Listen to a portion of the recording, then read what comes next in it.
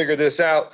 Hopefully you took some of the challenges that we talked about yesterday, just trying to find different ways to make yourself better during that free time, watching different YouTube clips, trying to identify a player that's your game you want to kind of emulate. There's a ton of stuff and resources online that you can utilize. It just takes your initiative, spending some time to do it. I know we got schoolwork going on, and we've got a lot of online stuff with EYG that hopefully everybody's participating in. If you're not, you're missing out. They've got a ton of people on there that are just pushing themselves to get better. So hopefully as we move forward, we'll have some opportunities for you guys to jump in there. So anything there, guys? No, I mean, just, yeah, like you said, if you can spend a little bit of time training your mind, your basketball IQ, and then, get some workouts in on your own, it's a great opportunity to get better. That's for sure.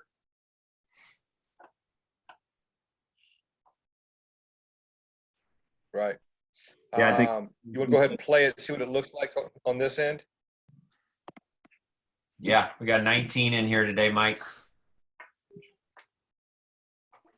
That's great. Thanks for joining, guys. All right, today's topic, I'm pretty choppy here. Let it play for a minute there, G. Let's see. Are you playing it right now? Yeah. Yeah, I've got – see it again here. Not good? a little choppy. What's it look like on your end there, guys? X, Kobe, let us know. Just a little choppy. Yeah, it's lagging. It's really choppy. Okay, let me do something real quick, guys. Yeah. Hold on one second. I'm gonna stop sharing my screen and then jump back on. So hold on one second. Right. Hey, we've got Coach Jordan on too, but we can talk about, the topic is, can you score? So let's just have a 5-minute little talk about our thoughts for you guys in regards to what you can do to become a better scorer and the things that are important. I'll let Coach Jordan kind of lead off. He can kind of give you some things, and I'll follow up. But a lot of times, being a great scorer is just a mindset. So just know that. Coach Jay? I'd just say, a lot of the clips that you're going to see today, there's not a ton of fanciness behind them. And the reason behind that is being as efficient as you can really makes you an incredible scorer and gives you the ability to do a lot of different things. And so what you're going to see in a lot of these clips is guys being able to score off of 1 or 2 dribbles, or watching the attack angles that they're taking. I know we talk about that a lot. Instead of going out after you make a move, going to the bucket. And then, a couple of the clips that I added at the end really kind of focus on footwork and just efficiency getting into your shot. So when you guys are working on that type of stuff, I know we all love to work on the fancy dribbles and 22 behind the backs, but you're going to notice a lot of these high-level scorers, they're just really efficient. They have the ability to create space, 1 or 2 dribbles, and get to their spot. Okay, as we get into this now, Marcus Howard. So he's 5'11". Okay, he led Division I in scoring, so he's 5'11". So a lot of us can relate to this. He's just like Coach said. He's very efficient. He's very crafty. He knows how to create space. So if we can go back there real quick, Coach, why I pulled this one out. This is a step back or a hop back, however you want to say it. But his direction of choice is left for sure. And once he gets going downhill and the defender has a hard time catching up, he's got him. So he knows how to get to a comfortable step back into a space and a range that he can create a shot, get into a shot channel and knock it down. I bet this is a high-frequency shot for him and one that he knocks down at a probably high rate. How was the video quality, Mike? Better? That's pretty solid right there. A little blurry, but it's definitely, you can tell what's going on. Let's go back up there real quick. We got a lot of our players on board, right? So let's just talk terminology real quick on the very beginning of that play. So he comes up, a high ball screen comes, a middle ball screen. He rejects it. So reject means he doesn't use the ball screen. He goes the opposite direction. He rejects it.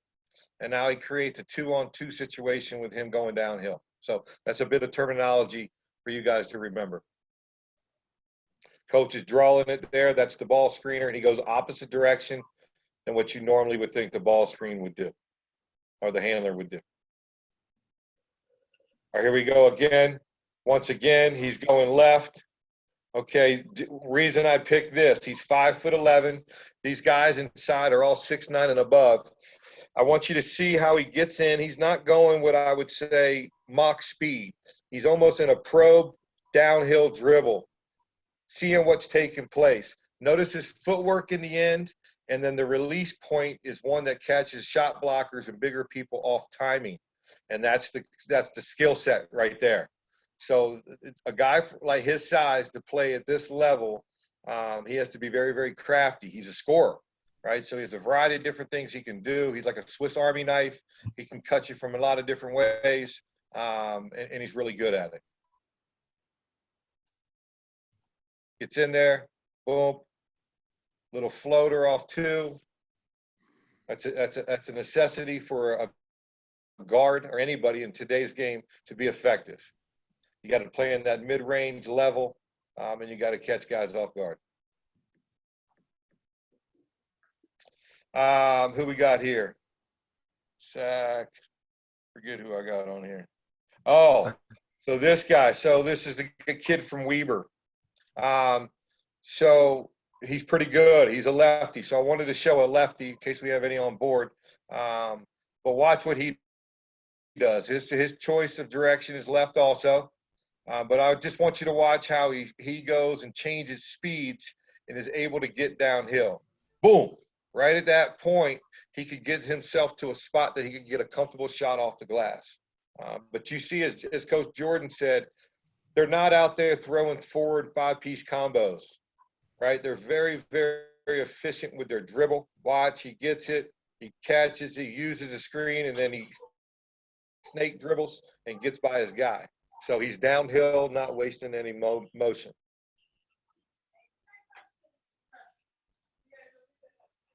Any questions, shoot them to me in the chat room. I'd point out a little bit of that snake dribble there too, Mike, coming off that screen and kind of snaking back around it. Yeah. Coach Jordan's talking about the snake dribble. Hold right there. If we can go back right there into the point of contact on the screen. So let's talk a couple things. Great point there, Coach. So he's going to snake dribble, but I want you to take first look on how they're defending this. So the guy defending the big is in the catch position. His job is to protect foul line and don't let him get past that. So as you see, he gets into this, he's in a catch right there. His job is to stop him.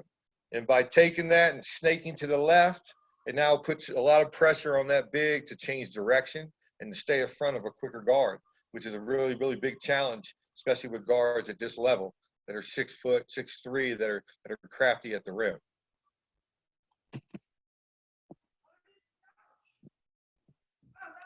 So when you get to higher levels, when you start to look at game film of teams, that's what you're watching. What is their defensive coverage on certain things? Pick and roll, pin downs, post-to-post screens.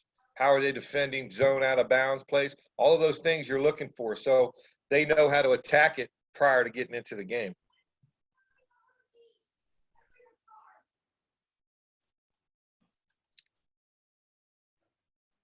All right, here we go. So we've got Kentucky here. This is Tyler Hero again.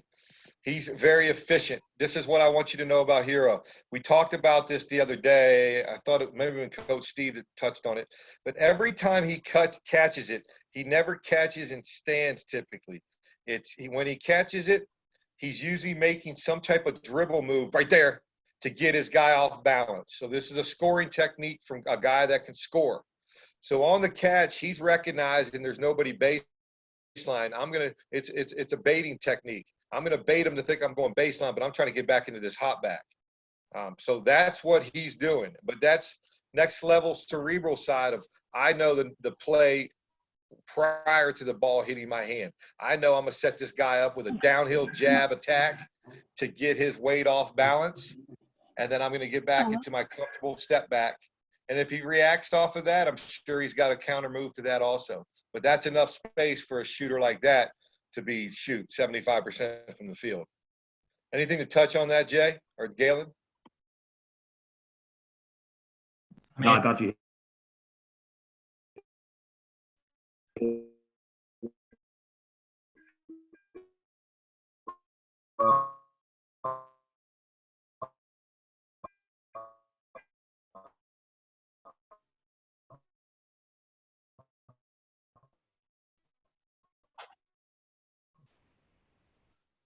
Yeah, very.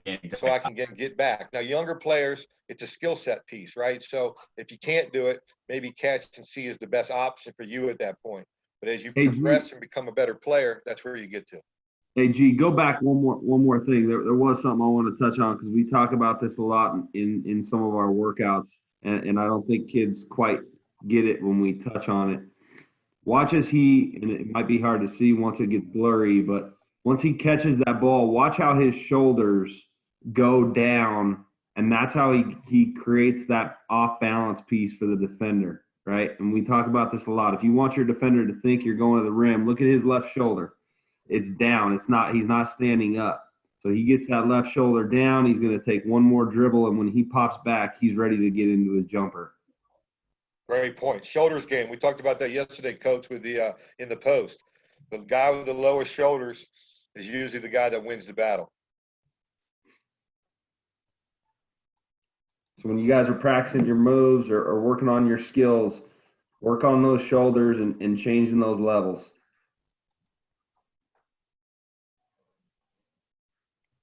They're whooping Abilene Christian here.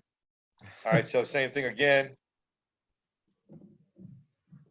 They run some action. They get a pin down from him. He catches it. Changes pace, bounce back, go back. So the reason I wanted to show this is watch all the action he does. Watch how high his skill set is. This one-handed bounce pass, all great players are going to play with their width. So be able to deliver the ball in many different windows. And that's what allows them to play at the higher levels. So as he catches this, watch how his eyes are up, and he makes that left-handed bounce pass. Now he keeps moving and relocates into a jumper. So what I wanted to say on that in regard to scoring, as you become a scorer, you're known as a scorer. You got to continue to hunt shots and be confident in what you're doing. Here, he doesn't get option one. He doesn't get option two. He keeps moving. He keeps playing the game, and he finally gets into a shot that he knocks down. There's a lot of good things to teach out of that little segment. I mean, as low and wide as he is, where his eyes are the whole time, he's peeking the rim as he comes off his handoff. He never drops his eyes. He's watching that play develop before he even goes to it. He's watching it develop. There he is. Because if you go back to defensive coverage, and hopefully this isn't speaking over your head, but they were in a rotation mode. They had a help and recovery piece on this. And as the ball was entered, you can see the recover coming back down to guard the big. Right here, they get this extension. They get a help here, and they get a bounce back to recover. Keep working. He's really good going left. I really like his feet when he comes off this handoff right here. His feet are like they're just kind of choppy. They're popping. They're ready to move. Like right here. Yeah. Right.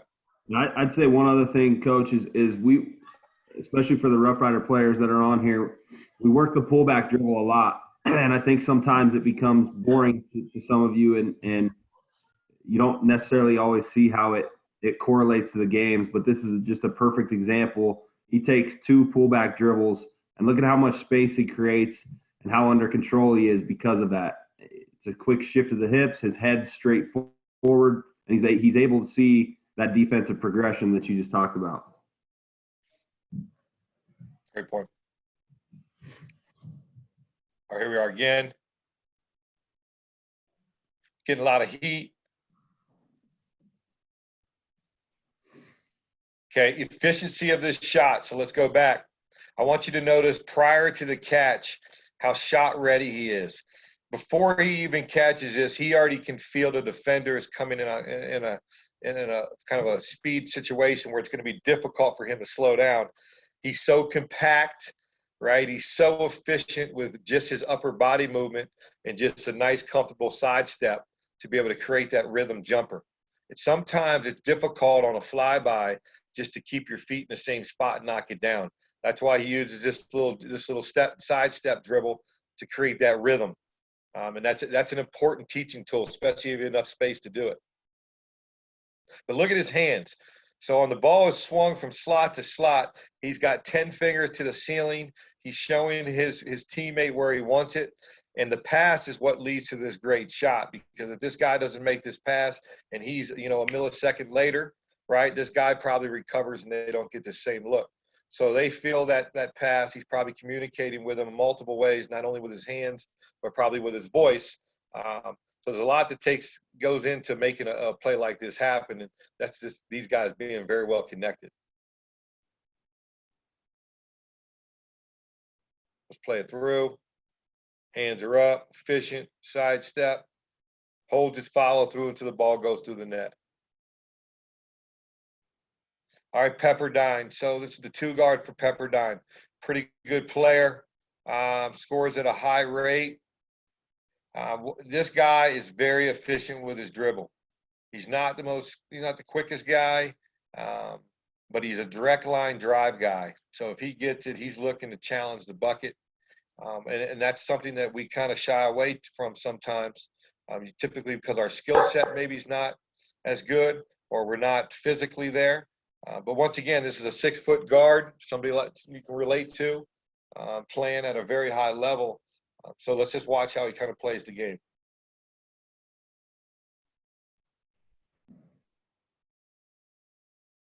Very short. Let's go back to that real quick. When Coach Jay and I were talking, we were talking about footwork and jabbing. So I want you just to notice this.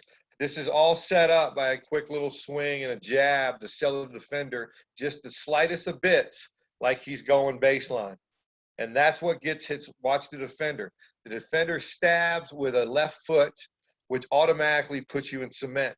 So there's no way in heck that guy's going to be able to change direction and play catch up at that point. So, but what sells it is this quick jab to the right, little ball fake, sight step, gets the defender to kind of come out and close out at the wrong angle. Go back one more time, G. I'd add 2 things to this, and I'll just have you pause right in the middle.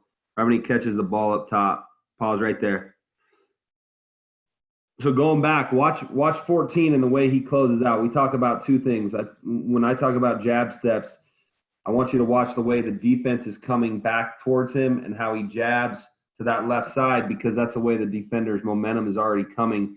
It doesn't take much to get that defender off balance, and then he can attack middle. The second piece, if you rewind just a little bit, watch this defender's top foot. We talk about this a lot. Attack the defender's top foot when they close out. So if you rewind just a little bit, his top foot's up. He's not going to have the ability to recover here. He knows that, so he attacks that top foot. That's a good teaching point in regards to just knowing what's happening next. This kid does a good job at this at all the times. It's just being efficient with what he has.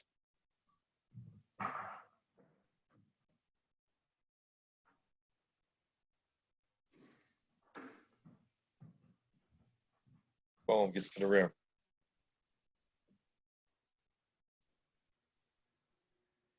All right, here we go again. I'm a little choppy on mine, and I couldn't see that. So this kid is he's an Eagle Crest player. He's from Colorado. He's being projected in the 2nd round of the NBA draft. He scored at a really high clip. But he's really good, so I just want to say, he's had games of 40. I think he scored 28 here against Gonzaga. But watch how he finishes. He's no bigger. He's 6'1", I think. He's a self-made guy. But he comes off this action. He's very crafty. He creates contact, and he can finish at the end of it. He drags it, takes contact at the right foot takeoff with a right hand. See if we can go back and pause that.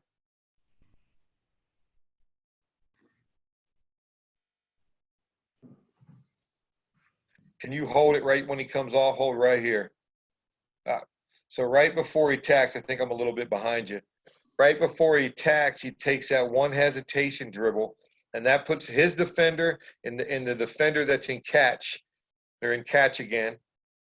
So as he comes off, it puts him in kind of limbo. Who's got who? And then he attacks that seam. He just doesn't come off right now, just steamrolling it downhill. He's into kind of a bait game because they're in a help recovery type situation, right? And you can manipulate that situation by what you do with the basketball and how you hesitate and what you do with your eyes. So he's very crafty. He's been skilled and drilled at this. So it's obvious to see.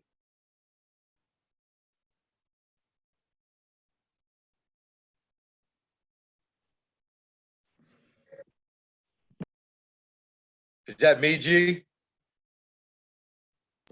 No, Hey, Gail. that's me. So like, I mean, every time you guys are wanting a teaching point, the video's a little bit ahead. I'm a little bit ahead of you guys, probably like maybe a second or two. I got you. Okay, so I'll tell you when to stop at about a second or two prior to that. Hey, Jordan, you on the next one? We got a couple more here? Yeah, you got a couple more. Okay. Like he just scored, the ball went through the rim. Okay, let's go back one more. So let's go back. I'll tell you when.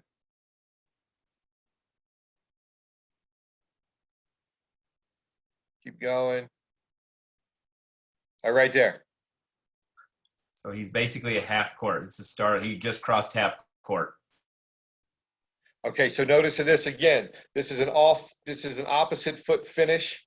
This is a small guard attacking the rim. The reason why I'm showing a couple of these is because we want you to have an aggressive mindset. You know, he could easily come off of this and maybe shoot the jumper, but that it takes a lot of pressure off of defense. You want to be somebody that can score at all three levels. Score from the three, can score at the mid-range, and get to the rim. If you're a guard and you are 6'2" and under, and you can score at the rim, you can play at the next level. If you can't, it's very, very difficult, especially with these guys, these type of levels. So just know that, and when you're working on your game, you know, use your imagination, see yourself in these type of situations, making these finishes, because they will help you. So here he goes. He just finished with that right foot, right hand kiss off the glass. Go back one more time. One other teaching point here, just for these guys like X and some of you that are on here to start thinking about. When the ball screen happened, they got a switch, right? And so he immediately passed it back to the big just to space the floor again. And then he caught the ball back, and he knew he was going to attack this big because this big can't stay with him. So the ball screen comes. They don't play this very well. They get a switch that they want. That's why he wasn't in attack mode coming off that ball screen. So now he knows it's isolation. Everybody notice how they keep their spacing, and they let their guard go to work. Spacing, even the big on the opposite side steps away. Oh, great point.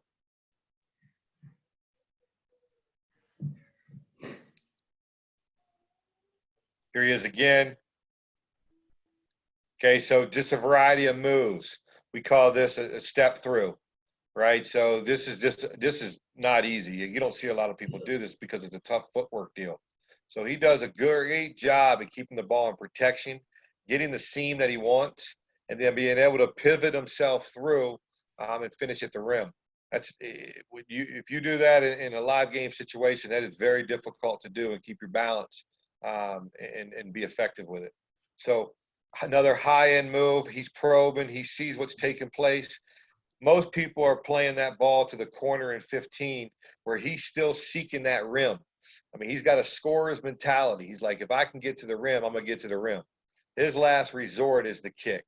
And that's the kind of the mentality you got to have if you ask yourself, can you score, right? Can you score in a variety of different ways? And your mentality stays that way at a constant level.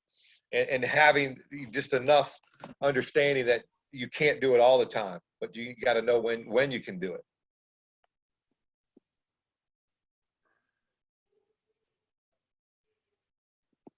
Great step through, great one-hand stretch finish. Here's Metro. Okay, D2 level here in Denver. Okay, these guys play at a pretty high level. I want you to notice the finish. We talked about this in day one. We talked about it the other days. This is a great finish. This is just an average athlete who's probably worked his butt off to get to this level, getting his education paid for. He's playing one of the toughest leagues in the country. He attacks great with his left. He's able to take a left, right, and finish with his inside hand. That's something we work on with our kids quite a bit. At the rim and finishing, you've got to be multidimensional. You've got to score in a variety of different ways if you're going to be effective. He attacks, boom. Once again, he's getting downhill. He's not messing around with dribbles. He's getting by his guy, and he's getting to his end result, which is the rim.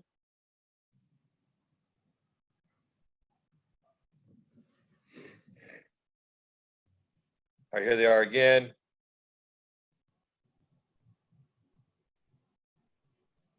Okay, they're in the post. We talked about this yesterday on the bigger little recap. So they do a good job. They feed the post. Their post takes a 1-second pause here and looks across the court and kind of sees what's going on. Kind of back to Jordan's point earlier, they're basically in isolation mode again, just out of the post. He does a great job at getting his defender to give up his space and is able to get to that right shoulder, left hand hook. Great finish from that kid. Yeah, and I think just chiming in, recapping on what you talked about the other day, just the patience right here. It freezes the perimeter defenders, right? And just by him showing those eyes that he might kick it out causes these perimeter defenders to step back to their shooters, and now he has the open paint. It's just great patience by him. Big time. Eyes, remember we talked about locating the rim. It's one of the first things you got to do once you get that, when you get it back to the basket move. All right, here we go. We got Mines here. All right, typically a top 25 team at Division II level. Really smart kids, a lot of Colorado kids. This is one of the better scorers in there. So I want you to watch. He's their leading scorer. On catch, he already knows where he's going. He's already surveyed the floor. He knows that the low hole is vacant. So he just makes a great catch and rip, and he's gone by his guy. So back to the points we've been talking about. If you catch and hold, you're going to let the defense kind of get back in posture, and you're not going to get that look at the rim. Before the ball even gets to him, he's already seeing what's taking place, and he knows what his decision is. He gets his head and shoulders, once again, by his defender, and he creates an easy layup. But he finishes again with his inside hand. Another finish that's along those lines. Here he goes. It's a quick rip right across his hip to hip. Strong finish at the rim. So I added this clip here. Mike and Galen are going to laugh. I talked about two of these guys at the Division II level a lot, but number 55, Sammy Barnes, Boston College, drop down. Go back real quick, G. So I tried to add 3 moves or 3 different things to a couple of these clips. First off being the jab, like Coach Mike already talked about. One thing I do with a lot of my clients is one of the first moves I teach is the jab, because it's simple, it's efficient, and it's effective. And when you have the ability to shoot like this kid, you really don't need a whole lot else. If you guys watch high level NBA games, Kobe Bryant, Carmelo Anthony, old school Allen Iverson, the ability to jab step and just throw your defender off, it's crucial. I personally think. So one more time, he jabs right with the ball and foot. Ball and foot, crossover, jumper. It's a big time move. This is back to New Mexico Highlands. Sammy again. He's going to come off of this. Broken play. He's going to hit Raekwon out here. Same thing. Simple jab step to the left, and it gives him just a nice driving angle for an athletic kid like that to get to the rim. He doesn't need much space. So just a quick jab to the left, and he gets right into his move. I want you to notice the angle that he takes. He doesn't go out. He goes right by. Sneaks right by, gets in for the finish. So that jab step, when you guys are working on your own, you can do a lot of things out of it. Jab into a one dribble pull up, jab into a step back, or jab into a hesitation and get to the rim. Great finish for a lefty. He's a lefty too, right? No, that one's a righty. Oh, is he? Okay. This right here is just a high level move. So we were working on this the other day with Elliot and Miles and Elijah. Another one of my favorite moves to teach kids is having the ability to drive really, really hard and either under the legs or behind the back, quick stop finish. I mean, when you have the ability to do that, you're really, really tough to guard. That's about as efficient as you can be too, and that move is great. I mean, if you're going hard and you throw a behind the back shift, the goal in those situations, I would say, right, wouldn't you say, is to keep the ball away from the defender so he can't make a play on it, and then create space so you can get it in your shot channel. Exactly. And watch the way his body already starts to turn before he even goes behind his back, right? He's already turning back towards the rim. So when he puts that ball behind his back, exactly, it's right in his shooting pocket. It's a tough shot. Tough shot, great shot. Another New Mexico Highlands clip. Now, go back real quick. I don't care for the jab a whole lot, but like I said, when you have the ability to shoot the ball like this, you don't need that big of a jab step. So he knows this defender, he tests him with that first jab, and that defender's feet are moving. So a lot of times when you watch players and you want to size your defender up, just give them a quick jab. If they are shuffling their feet, they're not a very good defender. If they don't move, you might have a little tougher time getting by him. But this kid shuffles his feet off of just a simple jab, and he knows he's got him, and he goes right into a little step back. So he tests him, he shuffles, he knows he's over.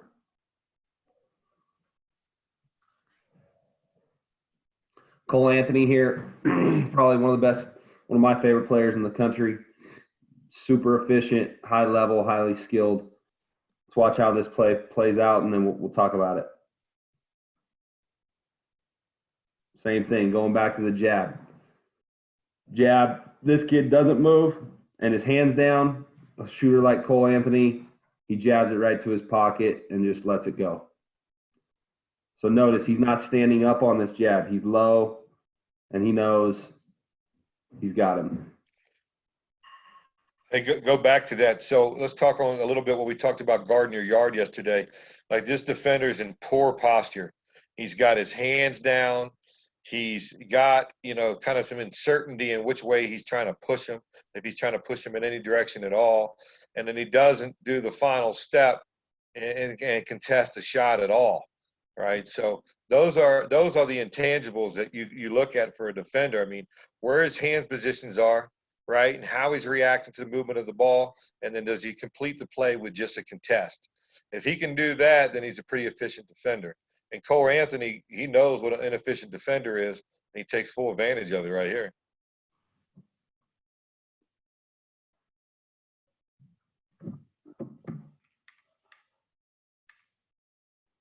Doesn't check off any of it. All right, Seton Hall is probably, in a lot of people's opinion, this is the #1 shooting guard in the country. I put 2 clips on here of him. I want you to notice, and when you guys are working out on your own, when you got a parent or somebody rebounding, I watch a lot of kids come in and they shoot off the gun, or they're shooting with a partner, and it's not game shots. They're just standing, catching, standing up, catching in their pocket, dropping to their waist.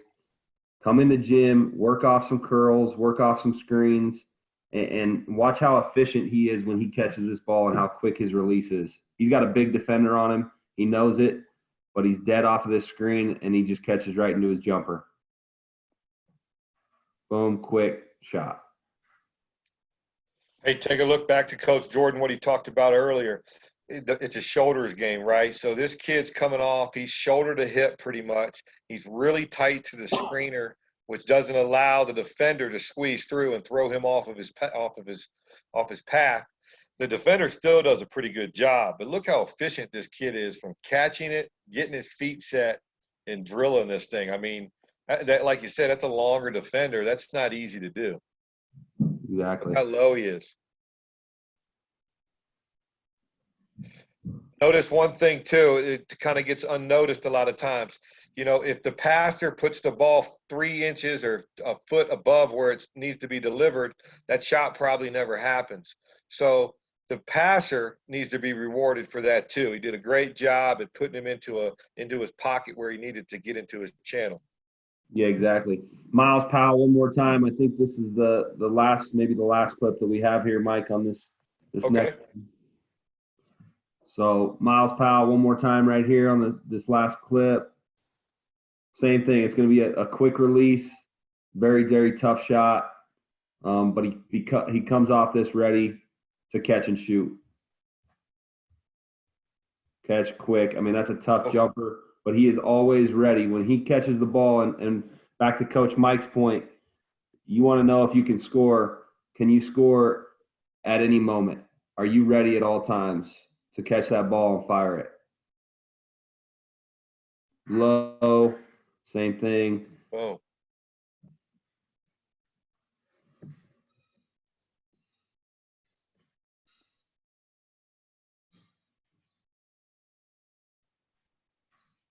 Yep, this is the first clip. Yeah. Okay. So I'll let you finish, Mike, but I would just, encourage a lot of you when you're working on your games. It's not always about the fancy dribbles. That stuff's really, really good, but being able to be efficient with your moves and pay attention to the small details, the jabs, the shot pocket, and the shot readiness. Yeah, I mean that's a big piece. I'll go back to what I said in the very beginning. Mindset, right? If you're a scorer, if you're going to be a scorer, you got to have a mindset like a scorer, and you got to have confidence. And I'm not very smart, neither are any of our coaches, but I know where confidence stems from, and a lot of it is from being in the gym and doing the work that no one else sees, and and spending time with yourself, developing your game. The more time you do that, I believe that the fabric becomes thicker and you become more confident. So when you step out on the court, no one's going to take that away from you if you put the time in, right? And the only person that can take your confidence from you is you, right? So things are going to go, they're going to go away sometimes, and you think you're a scorer, and you're not making buckets. Can you stay strong and keep yourself in the present and stay in the next play moment to kind of knock down the next shot? So. But back to George's point, I can tell you this: younger players, the biggest advice I can tell you about it is to be an efficient player and play off of 2 feet, and then be creative when you're away from, by yourself, developing your game, and find times to sprinkle in that creativity and that innovation within your game. But be known as a solid player that plays off of 2 feet, doesn't get rattled, and makes the next best decision. If you're that type of guy, you're a value to the team, and you'll find more success. So that's my thought. Awesome. Anything, Galen? Just